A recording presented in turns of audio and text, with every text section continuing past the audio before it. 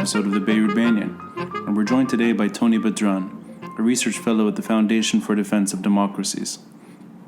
Before we get to Tony, if you're enjoying this podcast, please consider a contribution through Patreon. There is a link in the details box attached to this episode, and you can also visit our website, beirutbanyan.com, and click on the Patreon button. It'll take you to the page. I'm steering clear from Skype interviews and sponsorship. I prefer the intimacy of engaging guests in person, which requires regular travel, and I don't want advertisers influencing the scope of these conversations. So full independence means generosity from listeners. Any contribution is appreciated. Now, Tony Badran's writings have appeared in numerous outlets, most recently last week in the Wall Street Journal, in a piece titled Lebanon, Hezbollah, and Iran's Emerging Client State. This episode centers around U.S. policy towards Lebanon, and Tony's take on what he thinks are mistakes made by the current administration as well as previous administrations towards engaging the Lebanese state. And there will be other voices interviewed in later episodes surrounding this issue, because there is a wide range of opinion here. And in the details box, you'll see a link to his recent piece, as well as his regular contribution to the Hoover Institute at Stanford University. For episode 11, I'm Ronnie Shatah, and this is the Beirut Banyan.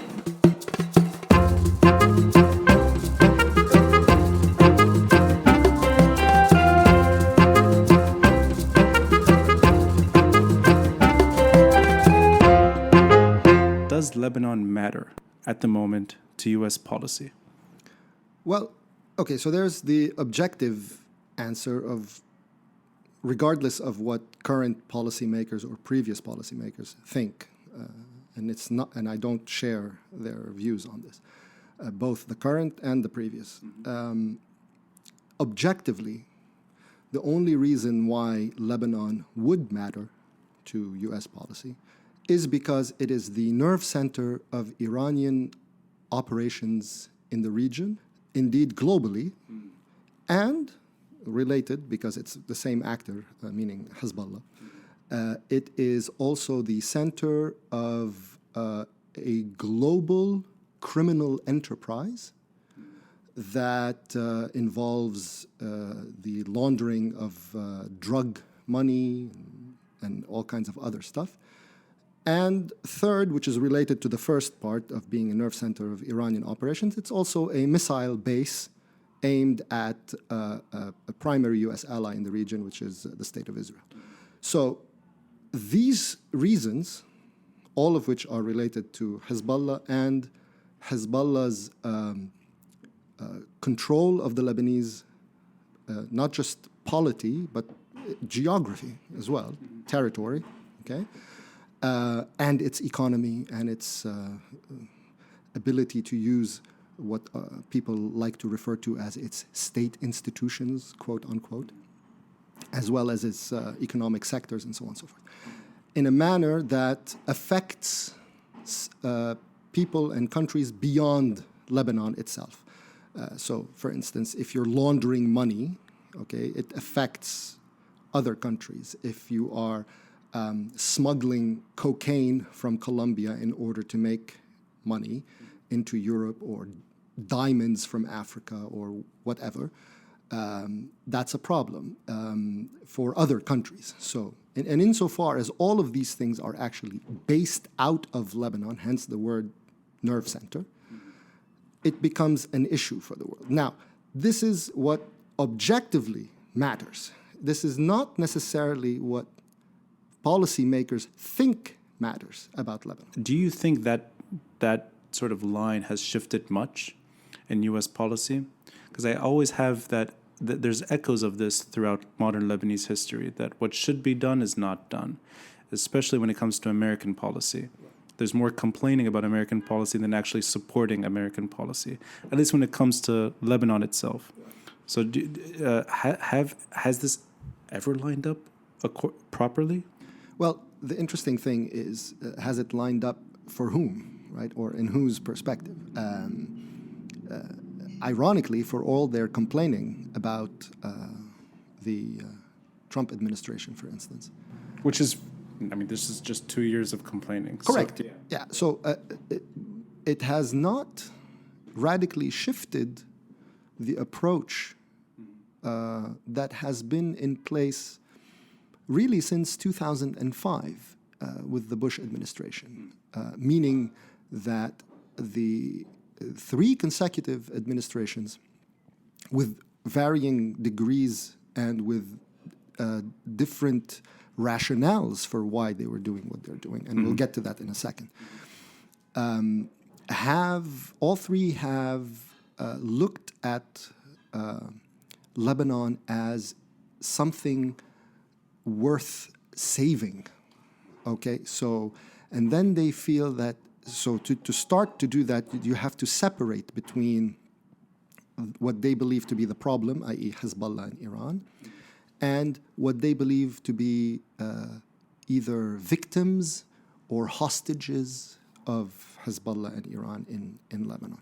And so the idea of is, now this is not the case exactly with the Obama administration. There's a difference, and I'll explain that in a second. I was going to say we're brief, sort of. But this was certainly what was the Bush administration's position. That the idea was, at the time, it was more concerned with the Syrians more than Hezbollah proper. The idea was that we want to.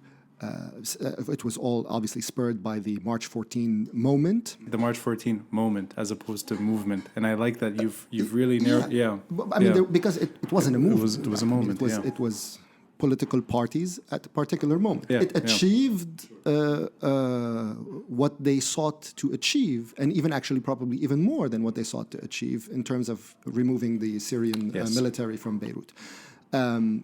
So the Bush administration at the time felt that it needed to strengthen and consolidate those political powers that congealed around that idea at the time. And then from there, after 2006 in particular, they started talking about strengthening the military in order for the military to become strong and capable of defending Lebanon's borders, and that somehow if you do that, then you start to chip away at what they believe to be Hezbollah's quote-unquote argument, okay, because they believed that the issue was one of public perception and arguments, as though this was a high school debate. So you're saying that the objective of state sovereignty was more an illusion at that point in time? Well, no. We would look. So the United States at the time, again. So there are differences, like I said. There's a constant between all three administrations in that they felt that they are going to support that first, that Lebanon is something to be salvaged, and the way to do it is to prop up its state institutions. And the idea of an independent state that doesn't, in the case of the Bush administration, is no longer subservient to the Syrians. Now, with the Trump administration, one that's no longer subservient to Hezbollah and the Iranians. Now, the 8 years in the middle, interestingly, was actually one that you asked me, the question was whether what the Lebanese want and what Americans want lined up.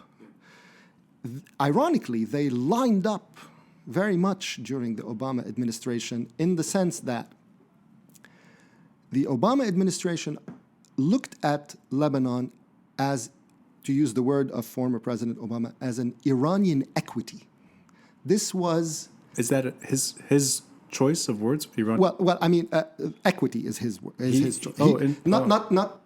He didn't apply that to Lebanon. He applied that to Syria.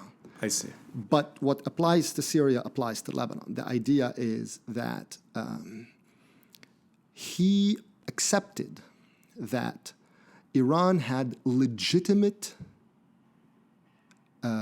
holdings and interests in the Levant, in Syria, and in Lebanon, that those are legitimate spheres of Iranian influence that America would accept as such. Now, the way that translated in Lebanon, he didn't quite say it that we support Iran in Lebanon, but de facto the policy was that we understand Lebanon to be dominated by Hezbollah, and we will not look to destabilize this arrangement in Lebanon. Instead, we will prop up the political order that revolves around Hezbollah and call it support for stability and for the Lebanese state. And the trick to do it is to say that we're doing it against the attempts by ISIS and Al-Qaeda and other Sunni Islamists to destabilize. So he redefined the enemy away from Hezbollah. And you see that in the language of the State Department country terrorism reports after the rise of ISIS. So from 2014 onwards, you see that all their rationale about U.S. support for Lebanon, they scrubbed out anything having to do with Hezbollah from it. And it became all about the threat of Sunni Islamists from Syria. So, just let me finish the point to highlight the difference of that. So there's continuity and difference at the same time. It's really. You could even use the word devious in a way, right? Because whereas the Bush administration sought to strengthen the Lebanese army, let's say, deployment on the eastern border. You remember, this used to be a big deal during the Bush administration, and the Syrians were against it, and so on. And so the idea was it would be something really important for the Lebanese army, supposedly, to deploy along the eastern border, because the idea was that it would help enshrine or consolidate Lebanon's independence from the Assad regime in Syria, and potentially, therefore, to block the support Hezbollah gets from that border, from that strategic depth. Then, with the Obama administration, they continued with the same goal of doing that, but instead of consolidating Lebanon's independence from Syria, it became actually quite the opposite, because the point was to fight the same people that were fighting Assad in Syria. So the idea was to not let those guys now come into Beirut. And therefore, the safeguarding of the border became the safeguarding of Hezbollah's ability to render that border null and void by going back and forth into Syria to fight the same people that are fighting Assad. So the Lebanese army's function, although the headline remained the same, we're supporting state institutions of Lebanon, okay? Yes. The goal of it, or the function of it, became very different, because now these guys are consolidating Hezbollah's ability to work on both sides of the border, fighting the people who are trying to topple Assad. So in other words, America's policy only shifted in that they became lenient towards Hezbollah for 8 years. That's really it. Well, but they understood, and that now the flip side of the argument, like when you said how it lines up for the Lebanese, because for the Lebanese, remember, the Lebanese have this beautiful, and we'll get to that because this is a structural issue for the Lebanese. It's a historical and structural issue. Remember, Nabih Berri has a beautiful knack for these pithy alphabetical formulas that he uses. The SS formula, right? Meaning that for those who don't know, this is on Nabih Berri, the Speaker of Parliament. He used to say that if you wanted for things to work in Lebanon, S, as in Syria, needs to have an agreement with S, as in Saudi Arabia. Saudi Arabia and Syria need to come to an agreement, which again means that Saudi Arabia has to agree that Syria calls the shots in Beirut, and that Saudi Arabia needs to bankroll Syria calling the shots. Since then, Berri came up with a new alphabetic formula. It's Alif in Arabic and Alif, right? So meaning America and Iran, right? So why? Because that was exactly what was going on at the time. they felt that for Lebanon to be able to function in its dysfunctional way, it needed an American-Iranian agreement, which in turn means exactly what Obama had said, a recognition that Lebanon is part of the Iranian sphere of influence, and that America is going to give its blessing to this arrangement for it to function, which is exactly what happened 8 years ago. Now, the Lebanese won't admit it, but that's exactly what they wanted, and that's exactly what they continue to want today, meaning they feel that they can continue to have their stability, quote unquote, so long as America and Iran are in agreement over not destabilizing Lebanon, quote unquote. But just let's go back a little bit. That he is more interested in regional calm. Is that what? It's not regional. The idea is that if America agrees, concedes that Lebanon is an Iranian sphere. Oh, I see. It's on that therefore, front. Conceding that. I see. Okay. Therefore, okay. Yeah. America then will not be looking to destabilize that arrangement. There's an agreement over Lebanon, and therefore America will not, for instance, sanction the country.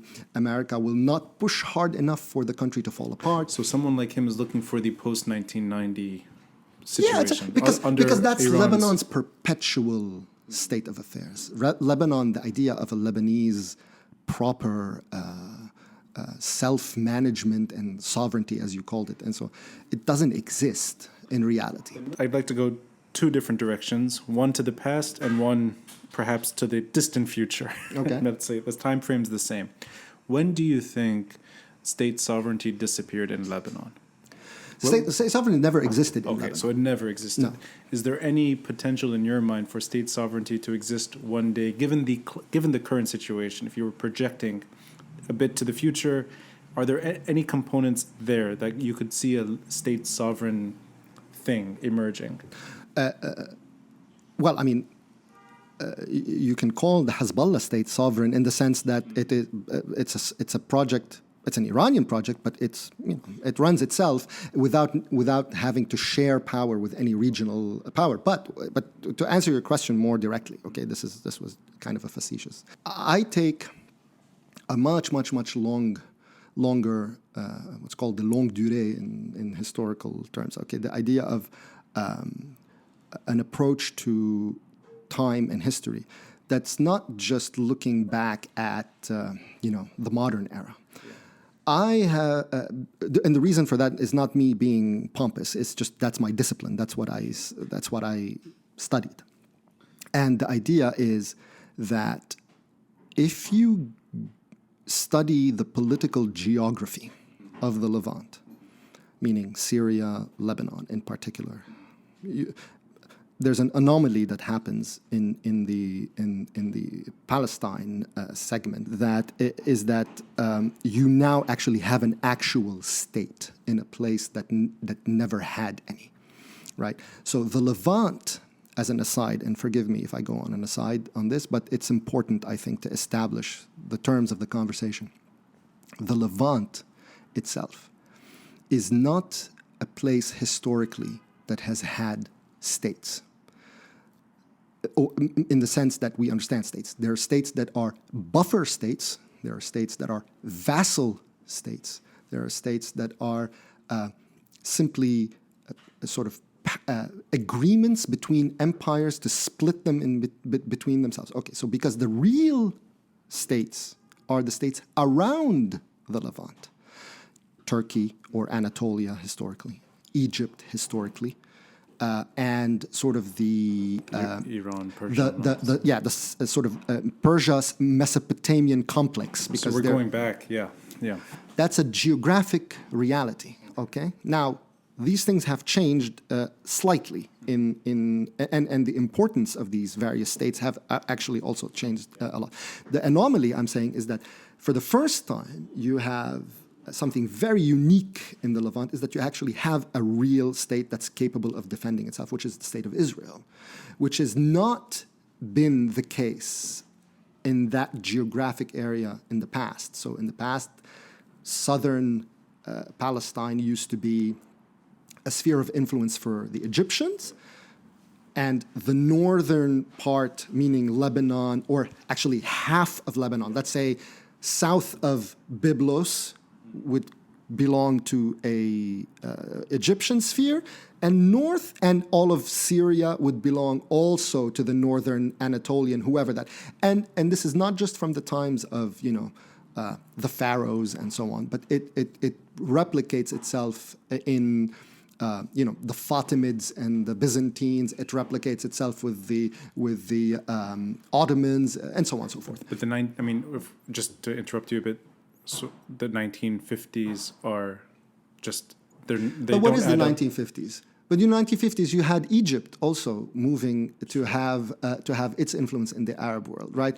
And so you have. But there was a moment where you had a Lebanese president who chose something like state sovereignty. I mean, there was something there. Abdel Nasser did not come into Lebanon. Camille Chamoun sought to ward off the influence of. I was actually thinking more of Fuad Shahab going a little. Fuad Shahab is the compromise in the middle, and that's how Lebanon functions, right? He's the one that Abdel Nasser agreed to. Interesting. So Fuad Shahab, in your opinion, is the reality of Lebanon. Absolutely. That's interesting. I've never heard it.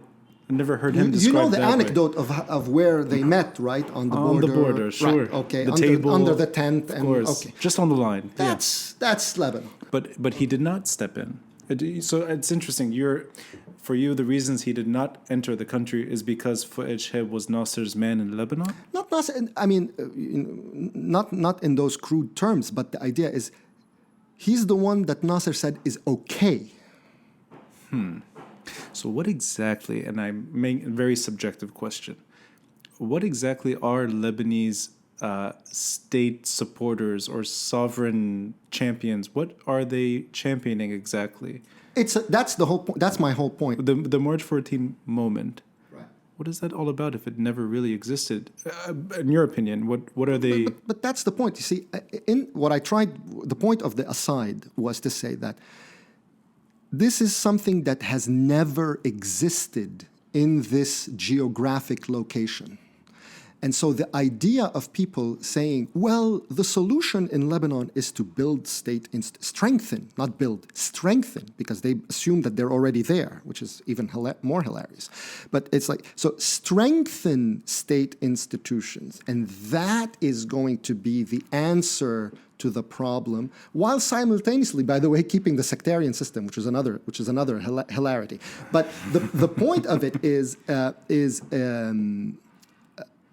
you cannot strengthen and sell and that's where I take issue when people sell this to American policymakers as the smart way to go. Leaving aside what we saw happen in Iraq, right, with the idea of state building in Iraq, in Iraq historically, at least you can make a case that there used to be something, in that geography, in that geographic location. But that's going back. Absolutely. Sure, I'm making a joke, right? But the idea is in Lebanon, it doesn't exist ever. I'd like to play devil's advocate. Why is there a nostalgia for something that 60, 70 years ago then, where there were, if Fuad Shahab is the reality, it means that even the most stable years of modern Lebanese history were just as irrelevant as today. I find it very funny that now all of a sudden the Fuad Shahab era is the era of nostalgia, the era of the Deuxième Bureau, and the era of the military president. Sure, you're right. You're absolutely right. That's what the Lebanese now see as their model. Yeah, fair point. But I only ask because it sounds hopeless to begin with. Therefore, there's nothing really worth championing anyway. So U.S. policy, in a way, is almost. I'm trying to follow your thread that U.S. policy should not be towards either promoting or sustaining dysfunctional state institutions. It should be no, because the idea we'll get to. We can elaborate on what American policy thinks it wants to achieve and what that actually means. But just to finish the point that we started on, it's like the idea of strengthening state institutions in Lebanon, or that this is what the American strategy should be in Beirut, is hilarious on the one hand, but it's mendacious and dishonest on the part of the Lebanese who are selling it, because they're selling something that never was. So you're asking the Americans to put their diplomatic weight and money into an enterprise that has no precedent in history. I mean, that is absolutely bonkers. And it's not something that we can start with. Well, I mean, you can go on a hope and a prayer and say that what never existed ever, we can now build on this foundation in Lebanon. Good luck. I don't think it happens. But the idea of selling, that's why I'm saying I take issue with it when it becomes a policy. Now, if the Lebanese want to talk about it, I make a joke on Twitter that in the Beirut cafes, that's nice. Okay, but don't confuse that with actual policy and say, no. The smart policy is for America to build in the institution, because that's how you defeat Hezbollah. It's like, how does that happen? How do you jump from point A to point B? Bottom line is they want an American umbrella for the status quo against any disruption that could come from sanctions and or in the case of a future war between Hezbollah and Israel, that the Americans don't allow the Israelis basically to destroy the place as a result. These are the two things that they care about the most. So we sort of jumped from the initial point of 2005 until today. So in other words, the 2006 situation is something that they want indefinitely. Regional war, as long as they're out of the conflict zone. Well, I mean, I don't know if they want regional war, but you did touch on something now. Before I get into that, but not regional war. I don't think anyone's really praying for regional war. No, but they're praying for something very similar. I'll tell you what in a second. But what my point is, by going through first the list of what happened, the point about reviewing the history from 2005 was to show what thread of continuity there was, which is supporting the Lebanese state, quote unquote, and then explaining the difference of the 8 years of the Obama administration, which was still sold as supporting the state, but with the understanding that this is an Iranian sphere. Whereas with the Bush administration, they were trying to separate it from Damascus, and under Trump administration, they think by supporting state institutions, you're also diminishing the power of the Iranians in Lebanon. So there is difference as to why each of them was supporting state institutions, but the common thread is that they all think that somehow, which is hilarious, that you're pushing state institutions both to have a pro-Iran policy and an anti-Iran policy in Lebanon. You would argue the state institutions and Hezbollah domination are the same. They're insofar as there is a state in Lebanon, sure, yes. Of course. Look, people this is something I take issue with as well. When people say, "Oh no, it's absolutely not the case that they're the same." Really? Well, name a policy, a major, not the local Lebanese bickering, a major policy where Hezbollah didn't get its way on something that it deemed to be essential. I would argue that in the post-July 2006 war environment, at least in the immediate aftermath, 1701 was not what Hezbollah had in mind. And they agreed to it out of pressure, not out of... Yes and no. Well, first of all, And another example, maybe the slowing down of it was to their advantage, but the special tribunal was definitely not something that they wanted. But now you're going back to the 2005 years. Unfortunately, I mean that's at least in my opinion, I can't think of anything else. I understand that, but I mean we're talking about a different reality entirely today. But these two things are in a way they continued beyond. Meaning that where Hezbollah was because, okay, there was a big difference in what happened in 2005. You had a transition from an order in which Hezbollah was the key player, obviously, but as part of the so-called Syrian Hezbollah or Syrian-Iranian understanding in Lebanon, right? Then the Syrians leave, and then Hezbollah has to move in a manner that it hadn't done before to fill in that vacuum, right?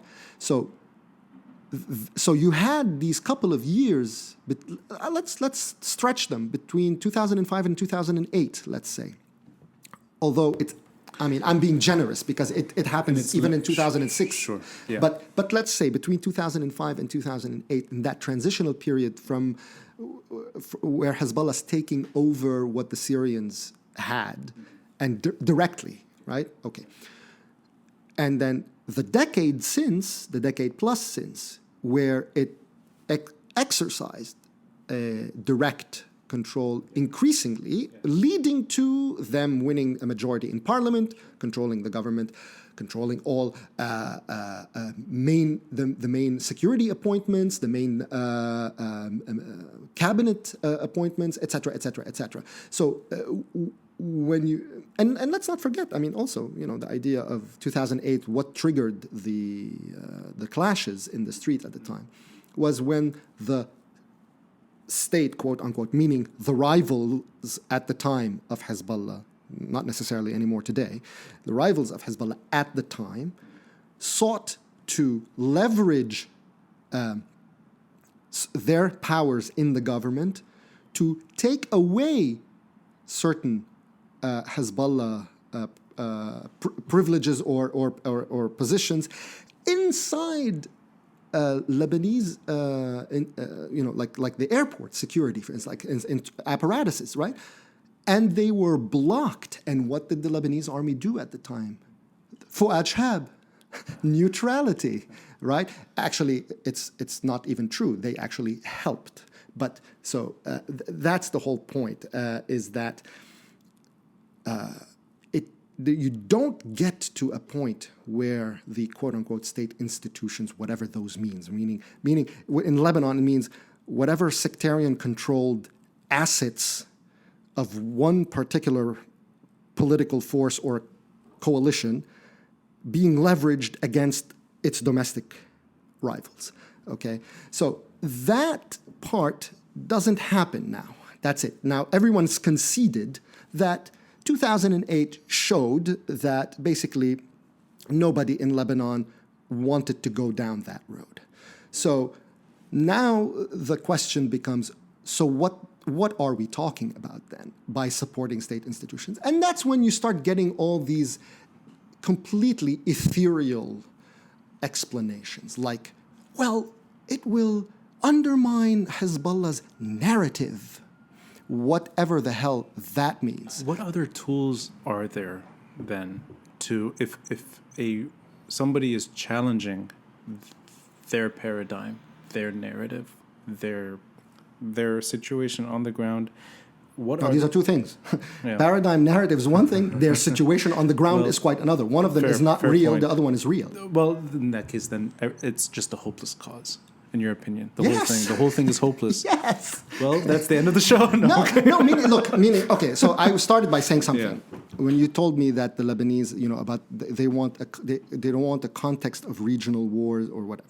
It's like, it's very funny in the Arab Spring context, right? That the Lebanese were, and even before with the Iraq War and so on, the Lebanese of the March 14 persuasion were very happy to argue for the Iraq War, or let's not go revisit that war. They were very happy to argue for, let's say, change in Egypt, change in Syria, supposedly, just so long as it doesn't involve Lebanon, right? Because they don't have a problem with a civil war, let's say, in Syria, but then you tell them, well, how come you're not rising up against Hezbollah? I said, what? You want me to have a civil war in Lebanon? Are these, well, okay, let's break this down a bit. I will disagree that I don't think March 14 figures were eager for a civil war in Syria. And I don't think these figures, or whoever, March 14 or whatever it is now, the appetite for that type of significant loss, meaning confronting Hezbollah in Lebanon in itself would be a very bloody, So I think it's more of cautious because of an inability to see something good coming out of that. Okay. Yes. And I'm not trying to defend or... No. It's fine. But the point is that There's no clear... You mean to tell me that March 14 types were not happy that Bashar al-Assad was getting punched in the face for several years? Diminishing his control over Syria, Lebanon, whatever, I think was something that many Syrians and some Lebanese were eager to see. Of course, from the American perspective, it was a good thing. I mean, getting him toppled was a good thing. Unfortunately, for at the time that this was happening, you had an American that wanted an alliance, an American president that wanted an alliance with Iran, which is why it didn't happen. But the point of it is that, again, this is one way. I started with their agreement with Nabih Berri. Now I'm going to kick it up a notch. Now they're in agreement with Hassan Nasrallah. Because Hassan Nasrallah said, hey, fellas, let's not have our fight in Lebanon. Rather, let's have our fight in Syria. Right? Remember that speech when he said, we have disagreements? Let's go and duke it out in Syria. Since Syria is the theater, let's neutralize Lebanon. Let's keep Lebanon neutral. Hassan Nasrallah is definitely not a champion of Lebanese neutrality. No, he's not. He's not the modern Fuad Shahab that... No. But the point, neutrality meaning to neutralize, meaning to keep Lebanon out of any turmoil. Sure. But March 14 figures were not on board saying, yeah, that's a great idea. Let's go and help destroy Syria. No. But the idea is that they agreed with him that Lebanon should not become an arena where Hezbollah is challenged, right? Rather, so now if you talk to quote unquote anti-Hezbollah types in Lebanon, and I emphasize quote unquote anti-Hezbollah types in Lebanon, what's their solution? Hey man, what do you want to waste your time on Lebanon for? If you really want to fight Hezbollah, you have to go to Syria or to Iran, right? Not here. Why do you want to do it here? But what is the alternative to that? If I'm going to go with you on this, if they're less eager to see conflict in Lebanon and willing to see potential benefits for maybe punishing the Iranian regime or punishing Bashar al-Assad, what is the alternative? Alternative is a bloodbath in Lebanon. Right. My point is that they don't have a problem with a destabilization of Syria, a destabilization of Iran, a destabilization of anything so long as it's not in Lebanon. You're less impressed with Lebanese who criticize Hezbollah and are unwilling to do anything about it. That's right. That's your point. Ultimately, even the Iranians, by the way, I know someone, I'm not going to say who it is, but is an Iranian, a fellow of Iranian origin who basically once explained to me the Iranian, at least the middle class, as basically kind of type of Lebanese, right? Meaning that the guys who really don't want to the word he used was cowards. Now, I don't know, and this is, again, I'm not suggesting that this is what it is. I'm saying that I'm saying it's quite the opposite, that ultimately, even the Iranians whom some would have regarded at the time as cowards or as kind of Lebanese who didn't want us to shake the status quo in Iran, blah, blah, blah, even they ended up going to the streets knowing that they're facing, the IRGC, right? And they've been doing it now for over a year, right? So... But even Lebanese did the same thing. No, they did not. They did it, as we called it, for a moment. And they didn't do it against really Hezbollah, right? So they did it against the Syrians. And then after that, it kind of... The same way millions of Iranians who are fed up with their system. They're not calling for the complete toppling of their system. Well, either. it depends, right? I mean, it depends who you talk to. And probably the Syrian middle class that didn't rise up in Damascus or anywhere. But those that stood up and did revolt against the system, I don't think were eager to see blood on the streets. No, they were. No, it's not in their control, obviously. But the point, that's not the point. The point is that I at least can entertain the idea of people who are telling me that they're fed up with their situation and they're doing something about it, versus people who are telling me, and then they wanted to sell it to me as some sort of a sophistication that. Well, no, the really smart way of doing it is to strengthen Lebanese institutions and defeat Hezbollah's narrative. If you don't want to rise up because you have, you fear that you're going to get killed or you're going to have a civil war, it's like, I totally get it. It's your choice, and that's fine. But don't drag the United States into your choice and into your world under the pretext of that being the smart way to defeat Hezbollah. That's just used car salesmanship, okay? That's not what this is about. Well, okay, so whether you personally care or don't, I'd like to just get what to you would be the smart way. It's not about being smart or not being smart, right? So the idea is... No, because, I mean, if somebody were to try at this point in time to create what never existed, right? The Lebanese state, right, sovereign entity in the Middle East. What would the smart path be? Look, I don't. Again, the issue is not what's smart and what's not smart. The issue is should the United States be pursuing this fantasy? The clear answer is no. Right? Okay. Now, it doesn't mean that I'm saying, well. People hold. I wrote a line in a piece I published last year, and people interpreted it. However, could you do where was it? So this was a piece that I wrote for Hoover, the Caravan school publication of Stanford for Hoover. Mm-hmm. Mm-hmm. And the line was that I said Lebanese stability, insofar as it means the stability of the Iranian order in Lebanon and of the missile base that the Iranians have set up in Lebanon, right? Said, because that's what if you're stabilizing the situation in Lebanon, you're stabilizing their ability to continue doing that, right? That's what the Lebanese don't acknowledge, but that's what it is. I said, if that's the stability, I said, then that is not a U.S. interest. Now, people said that, oh my God, I want, it's like, I don't want anything. I'm just saying, you're selling me that stability in Lebanon is an American interest. No, it's not. We're going to post this web article, but Mike Pompeo is in Beirut telling the Lebanese they have a choice between the status quo or letting go of the status quo and moving forward. Right, but the Lebanese already told him no. Okay, Lebanese told him, but is Mike Pompeo then advocating something worthless as well? Well, he's just a continuation of. Well, there are two sides, right? So the line that he said that you have a choice, it's absolutely true. They do have a choice, but of course what he didn't say is that they've already made their choice. The second thing is, and that's where I disagree, is that it's like, well, and we will continue supporting the state institution. It's like, okay, so then you're actually nullifying the. So you're actually saying.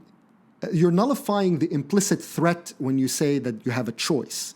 Because what you're saying then is that I recognize that you have made the choice, which is the status quo, and despite you making the quote-unquote wrong choice, I'm still going to support your quote-unquote fairy tale state institutions. So you will actually not pay the price. You will still be cocooned from the consequences of your choice.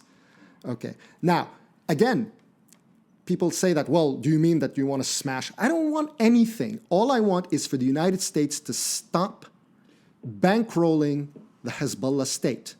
And then let the chips fall wherever they may. People do things, and then there are consequences for them. We should not be shielding people from the consequences of their actions and then selling it as advancing the American interest, because it's not advancing the American interest. You want Lebanese proponents for U.S. involvement to take responsibility. Lebanese proponents for U.S. involvement? You want Lebanese that are asking for more U.S. involvement in the country to take responsibility and stand up and actually... No, I don't want anything. All I want is... You're looking at it from the American side. Yes, I'm looking at it from the American side. So maybe that's a better way of looking at it for this point. America looking at Lebanon rather than Lebanese asking for American involvement. July 2006. America's direct involvement in stopping that war. Was that a waste of time for America?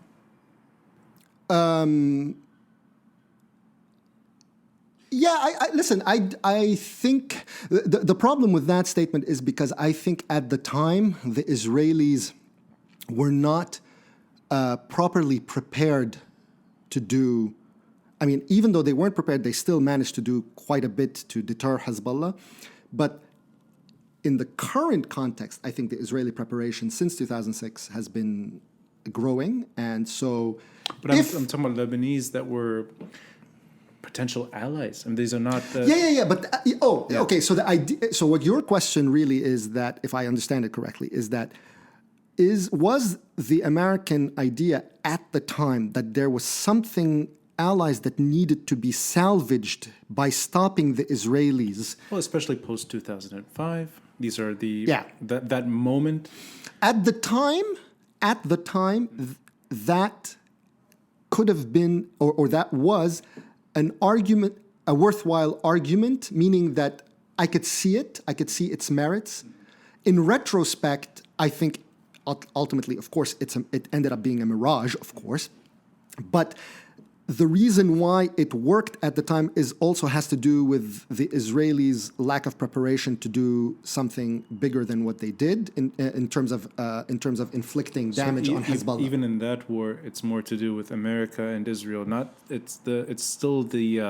It's not still really worth it. So looking back, although like I said, at the time the argument had merits because you at least saw something that people could have imagined could have become something bigger.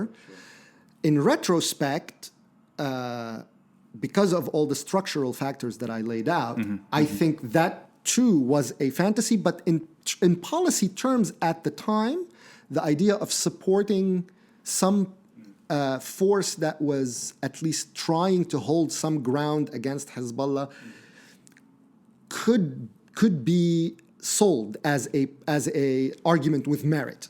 The problem is that even however problematic that argument is in retrospect, if you apply that today, you can't even say that. Like there isn't. So people keep telling me, "Oh, there is an opposition to Hezbollah." Oh, really? Really? Who exactly? So it is not worth America's time to even entertain figures, whether they're in Lebanon or not, anywhere, that are standing up for what could be... Where are the figures in Lebanon standing up for could be? Well, I mean, in the last 2 decades, we know who they are only because they've either been assassinated or they've been driven out of the country. Okay. Right. So they're not really in Lebanon. They're either in the afterworld or outside Lebanon. Yes. Okay. So they're not in Lebanon. In 2019, they're hard to find. Yeah. But in 2005... they were around. Right. That's why I said in retrospect. In retrospect. But what I'm asking for is beyond 2006, would you take issue with America at least entertaining the idea of supporting those Lebanese who were trying to build institutions that may or may not last? The reason why is because I'm really looking at what is America's role then.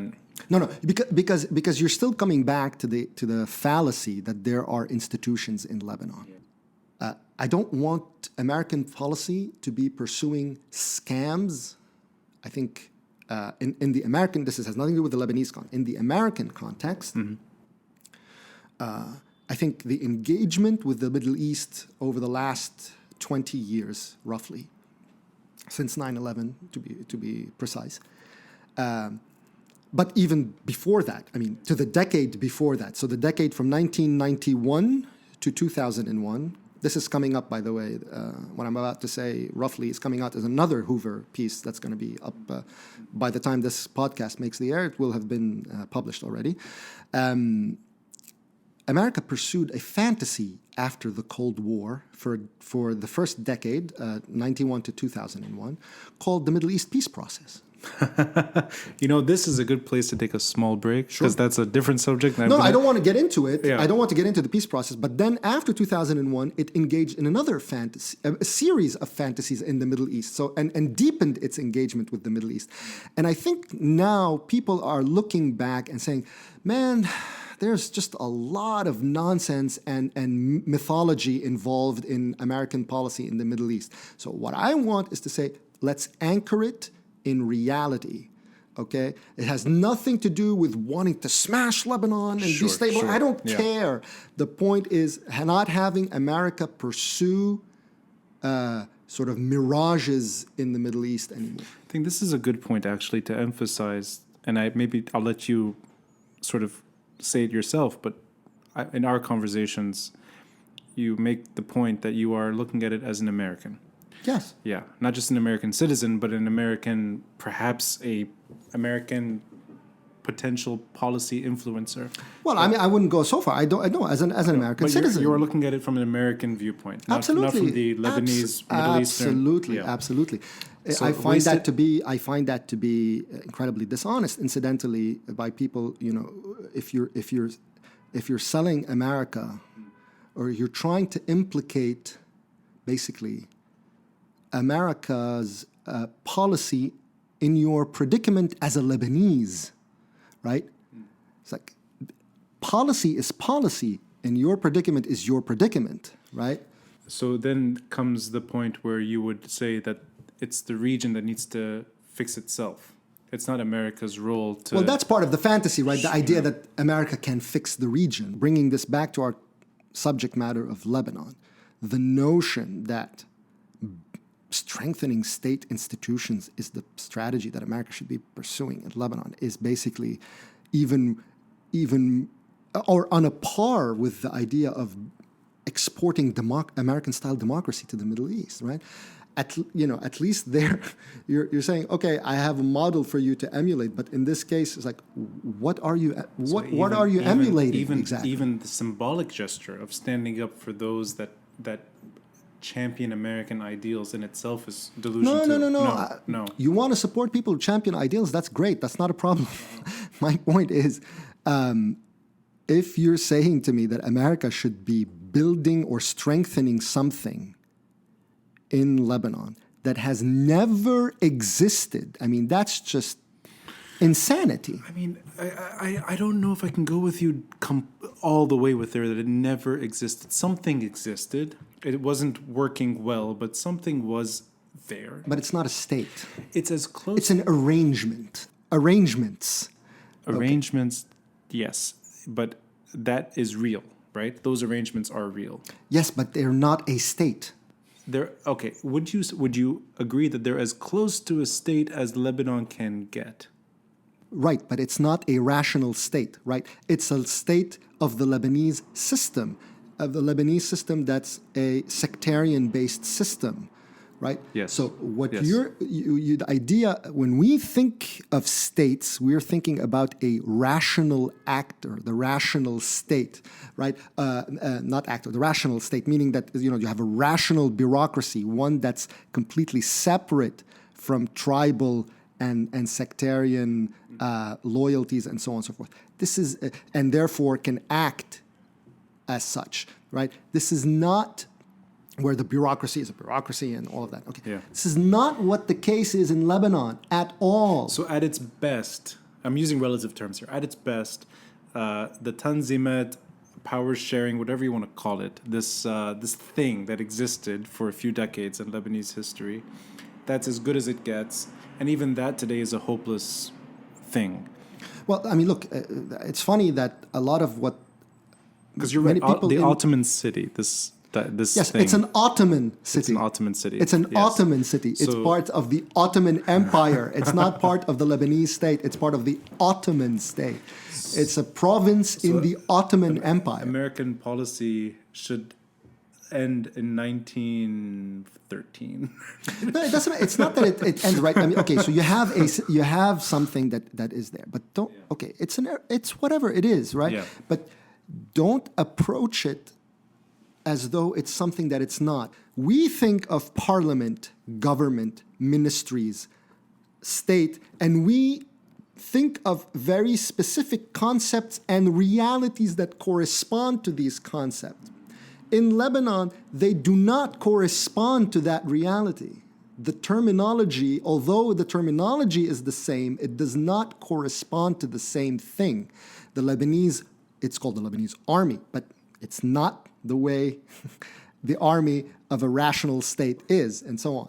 What matters in Lebanon is that whenever you tell people, are you going to challenge Hezbollah? And again, I'm not saying that they should. It's their decision. Because you made that point actually quite...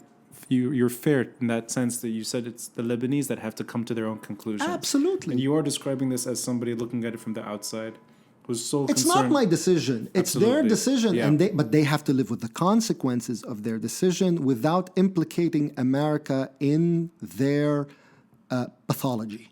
My concern is to make sure that American policy is grounded in reality, and that, because the Lebanese have that idea, they always want to suck in external powers and into their own reality, because that's how they can survive. It's basically a Lebanese template going back hundreds and thousands of years. Can we go? We're not going to go hundreds or thousands. And America is not that old, but America pre 1991, pre Oslo, pre Madrid, Cold War policy.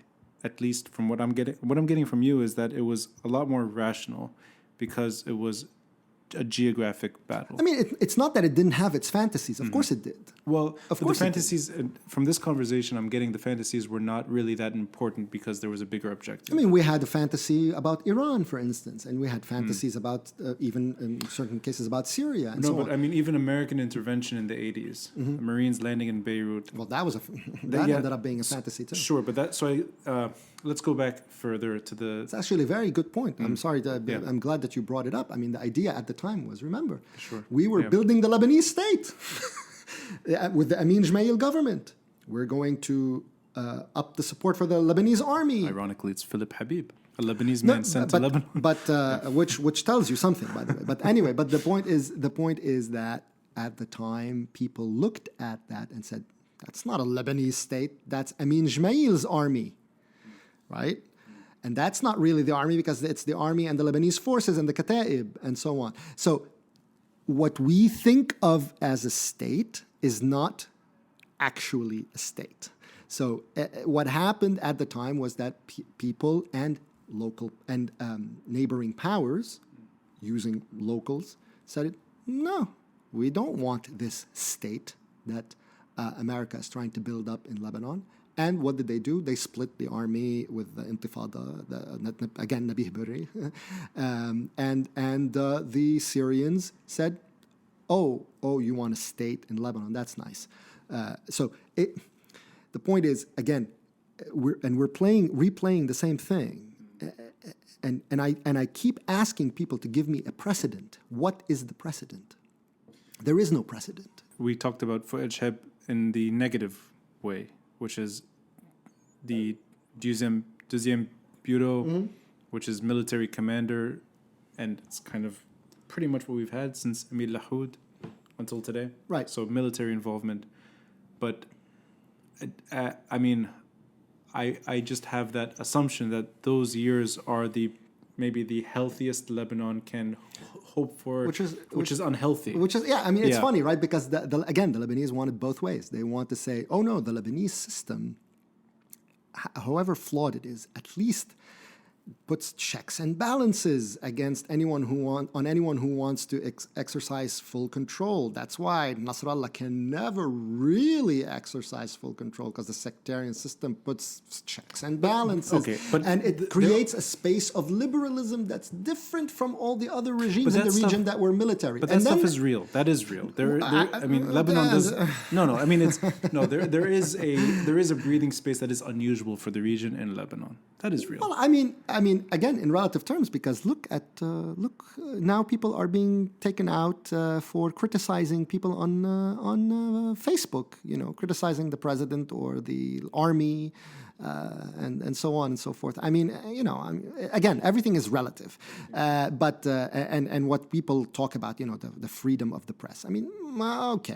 But it's also the freedom of the press insofar as the press acted as organs for various Arab regimes in the region, right? And you had paid journalists who were basically mouthpieces for various regimes or security services, blah, blah, blah. Anyway, I don't want to get into that too much, but the point is, again, they're talking from both sides of their mouths. So they want to say that, the sectarian system, which was built against a central state, and against military dictatorship. Yes. Right? Yeah. And then at the same time, they want to wax nostalgic about the period where you had the first sort of military president and military intelligence and security services in Lebanon's politics. I think we're getting at the just perpetual balancing act that people feel the need to aspire to. It's the constant struggle for compromise. It's their struggle. Yeah. It cannot be confused with American policy, and American policy shouldn't be sucked into it, because America is not Lebanon. America can't think like Lebanon. Okay, the superpower cannot think like a tiny Levantine country. That's not your vantage point on the world. It cannot be, right? It doesn't work that way. So that's why I'm saying there's a fundamental disconnect, and then what we are pursuing in that geographic space is something that never actually existed in it. So it's the epitome of a fantasy, basically. You're trying to create something that never was. That's, you can say, well, there is hope. Yeah, but there's also failure. Okay, so you don't build policy like that. You don't build policy on poetry. Okay. Maybe that's a good place to leave it. Thank you, Tony. My pleasure.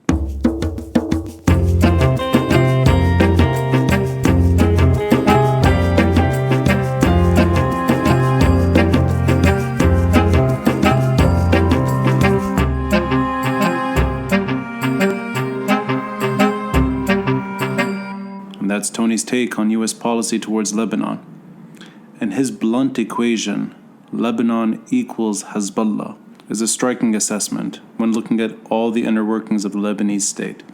And there will be other guests who will challenge that narrative and offer opinions of their own.